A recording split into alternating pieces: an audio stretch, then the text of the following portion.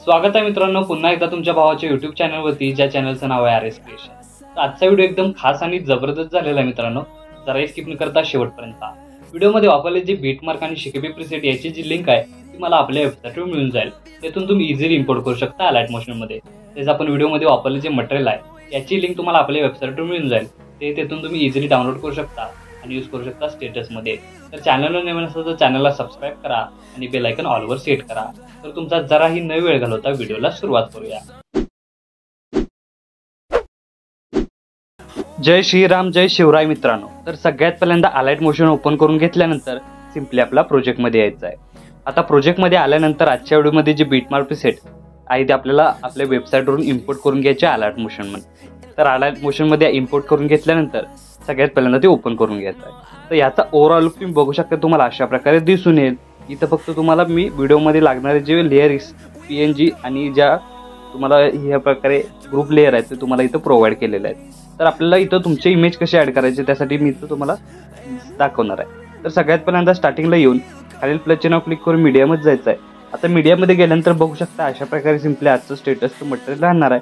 तर मटेरियलमधील जो आपल्याला फ्रंटला व्हिडिओवरचा जो फोटो आहे तो आपल्याला ॲड करायचा, तोच आपल्या बॅकग्राऊंडला करून घ्यायचा आहे। तर अशा प्रकारे काय करायचं, इथं आपल्याला व्हिडिओमध्ये ते फोटो ॲड करून घ्यायचे। बघू शकता अशा प्रकारे, तर बघू शकता 9. अशा प्रकारे 17.24 पर्यंत हे 4 फोटो ॲड करून घ्यायचे। आता त्यानंतर काय करायचं आहे, या प्रत्येक इमेजला सिलेक्ट करून इथं ब्लेंडिंग आणि ऑपेसिटी तुम्हाला बघू शकता। त्यानंतर याची ब्लेंडिंग ऑपेसिटी 30% करून इथं आपल्याला बॅक निघून इफेक्टवर जायचं आहे, ॲड इफेक्टवर जायचं आणि सर्क्युलेशन वायब्लन्स हा इफेक्ट सर्च करून तुम्ही ॲड करून घ्यायचं आणि सर्क्युलेशन आहे ते -100 करून टाकायचं आहे। त्यानंतर बघू शकता याचा ओव्हरऑल तुम्हाला अशा प्रकारे दिसून येतोय। त्यानंतर इमेज लेअर सिलेक्ट करून मूव्ह ऑन ट्रान्सफॉर्ममध्ये जायचं आहे आणि थर्ड ऑप्शनवर क्लिक करून याची साईज आहे ते अशा प्रकारे वाढवून घ्यायची आहे। त्यानंतर इमेज लेअर अशा प्रकारे सेट करून घ्यायचा आहे। आता सेट झाल्यानंतर इमेज लेअर बघू शकताय याचा ओव्हरऑल लुक तुम्हाला अशा प्रकारे दिसून येणार आहे, बघू शकताय।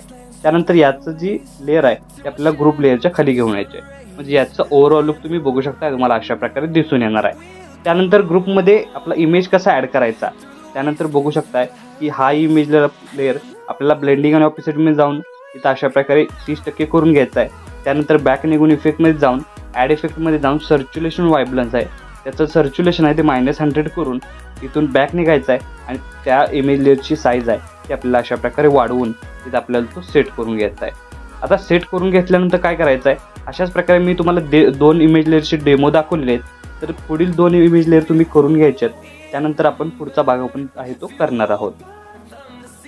तर अशा प्रकारे बघू शकता आपण 4ही इमेज लेअर आहेत त्याची सर्क्युलेशन वायब्लन्स वाढवून बॅकग्राऊंडला घेऊन आलेला आहे। तर सिम्पली नेक्स्ट स्टेप काय करायचं आहे की प्रत्येक ग्रुपमध्ये तुमचा जो इमेज आहे तो चेंज कसा करायचा, त्यासाठी पहिला मी इथं दाखवलेला आहे। त्यानंतर सेकंड नंबरचा तुम्हाला दाखवतो। तर अशा प्रकारे पहिले जी ग्रुप लेअरची लेंथ आहे लेअर आहे ते आपल्याला सिलेक्ट करायचे आहे। त्यानंतर एडिट ग्रुपवर क्लिक करून स्टार्टिंगला येऊन खालील प्लस चिन्हावर क्लिक करून मीडियामध्ये जायचं आहे आणि बॅकग्राऊंडचा जो फोटो आहे तो इथं आपल्याला ॲड करून घ्यायचा आहे। तर त्यानंतर त्याची लेंथ वाढवून तो इमेज लेअर आपल्याला काय करायचा आहे, या 2 कॉपी इमेज PNGच्या मधोमध घेऊन यायच्या आहे, म्हणजे बघू शकता तुम्हाला अशा प्रकारे दिसून येणार आहे।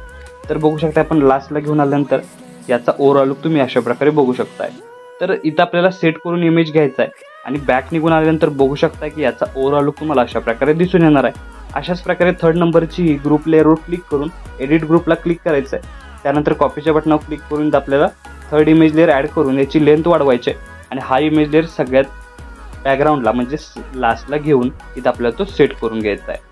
तर अशाच प्रकारे तुम्ही शेवटपर्यंत ह्या इमेज लेअरची सेटिंग करून घ्यायची आहे। मी हे अशाच प्रकारे करून घेतोय, बघू शकता अशा प्रकारे। आणि लास्टचा इमेज लेअर आपल्याला इथं ॲड करून घ्यायचा आहे, अशा प्रकारे बघू शकता तो आपल्याला लास्टला घेऊन अशा प्रकारे सेट करून घ्यायचं आहे. आता सेट झाल्यानंतर बघू शकताय इथं आपले चारही इमेज लेअर आहेत ते इथं सेट झालेले आहेत. आता सेट झाल्यानंतर बघू शकताय त्यानंतर आपलं पहिलं ॲनिमेशन आहे ते इथं क्रिएट झालेलं आहे. आता सेकंड ॲनिमेशनसाठी आपल्याला इथं काय करायचं आहे की 17.24 सेकंदाच्या बीटमार्कवर येऊन खालील प्लस चिन्ह क्लिक करून मीडियामध्ये जायचं आहे आणि मीडियामधले प्रत्येक इमेज लेअर इथं आपल्याला ॲड करून घ्यायचे आहेत. ॲड करून घेतल्यानंतर बघू शकता अशा प्रकारे तुम्हाला हे इमेज लेअर दिसून येणार आहेत.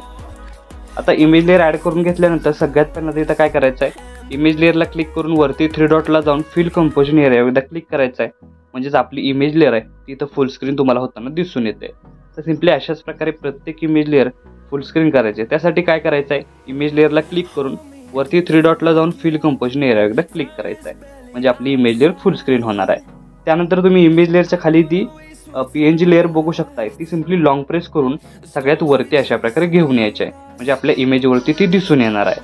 आता इमेजवरती आल्यानंतर परत एकदा स्टार्टिंगला 17.24 सेकंदच्या बीटमार्कवर येऊन खाली प्लस चिन्ह क्लिक करून मीडियामध्ये जायचं आहे आणि जो तुम्हाला मटेरियलमध्ये इंक इफेक्ट दिलेला आहे तो सिम्पली आपल्याला प्रत्येक बीटमार्कला ॲड करून घ्यायचा आहे.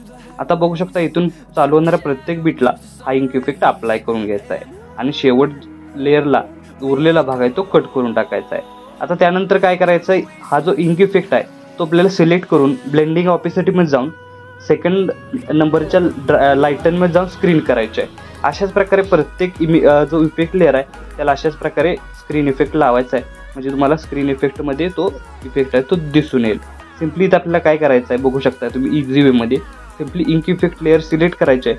त्यानंतर ब्लेंडिंग ऑपेसिटीमध्ये जाऊन सेकंड नंबरचा जो लाईटन इफेक्ट आहे तो सिम्पली सिलेक्ट करून स्क्रीन इफेक्ट अप्लाय करायचा आहे. तर अप्लाय करून घेतल्यानंतर याचा ओव्हरऑल लुक तुम्हाला अशा प्रकारे दिसून येणार आहे. तर आपला स्टेटस आहे तो इथं क्रिएट झालेला आहे. आता याला सेव्ह करण्यासाठी काय करायचं आहे आपल्याला इथून बॅक निघून यायचं आहे आणि वरती ॲरोचिन्ह एकदा क्लिक करायचं आहे. क्लिक केल्यानंतर व्हिडिओचा ऑप्शन पहिला तो सिलेक्ट करून एक्सपोर्टवर क्लिक करायचा आहे. अशा प्रकारे आपला स्टेटस आहे तो HD मध्ये सेव्ह होऊन जाईल. तर आजच्या व्हिडिओमध्ये एवढंच मित्रांनो. भेटू पुढच्या व्हिडिओमध्ये. तोपर्यंत काळजी घ्या.